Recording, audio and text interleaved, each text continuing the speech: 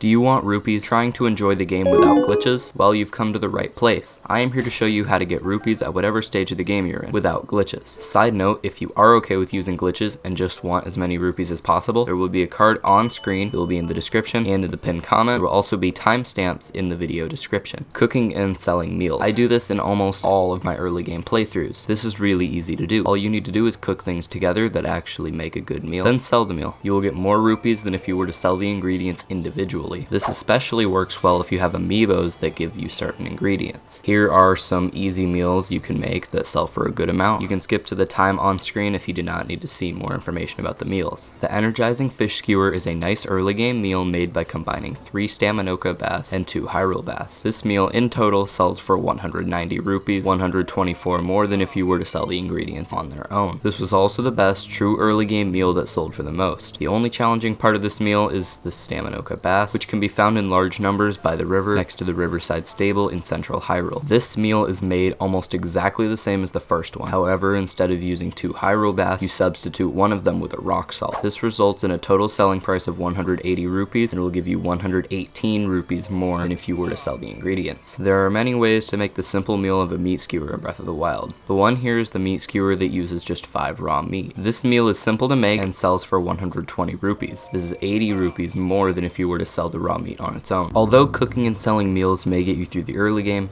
you won't be able to afford a house. Gem mining is a much better way to get rupees. Gem mining is also easy to do. All you will need to be efficient is a weapon that can break ore deposits with one hit. This is not necessary, but is much appreciated. Now you can look up maps, explore Hyrule, or use the maps I have posted in the video. Go to the description for the exact time. You need to put points on the map where there are ore deposits. If you are exploring Hyrule on your own, then you may want to set your Sheikah slate to detect ore deposits. This would only be for the first time you do this though. After every blood moon, you can run around to all these stamps and sell the ores for lots of rupees. Here are some good spots around Faron Tower that contain ore deposits, and these ore deposits contain almost all luminous stones. These sell for a very solid price and are easy to get.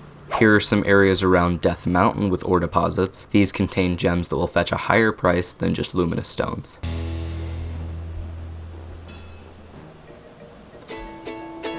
You can also fight stone/Igneo-Taluses in specific locations that will give you gemstones after defeating them. There is an Igneo-Talus on the island in Gorko Lake near Death Mountain. There's also a stone talus in a small body of water by Malpa Point. If you are watching this far into the video, then maybe you should like and subscribe to the channel. It only takes a few seconds and helps me out a lot. Also, YouTube says that only 1% of you are subscribed, so if you could make that number higher, that would be great. Moving right along to the last way to get rupees, Moose Bowling. This is more of a late game method. However, if you have unlocked Hebra Tower, you can do this easily. You need to go to Hebra Tower, then jump off the northeastern part of the tower. You will see what is on my screen. Drop down to Pondo's lodge, talk to Pondo, and pay the 20 rupees necessary to play. Pick up the snowball. Here's the tricky part. You need to walk out to the small bump in the surface of the lane. Try to center yourself side to side and be as far forward as you can. Don't go too far forward, otherwise Pondo will tell you that you can't go that far. After you do that, just take a small step to the left so that Link is more or less in the middle of the small valley in front of him. Now drop the ball and watch it move down the track. This is one of the best glitchless ways to get rupees in Breath of the Wild. If you don't like the way I showed this method, you can look up other videos, as there are many ways to do it. When you are done, just say that you've lost interest and you can leave. Thanks for watching. See you when the next video comes out.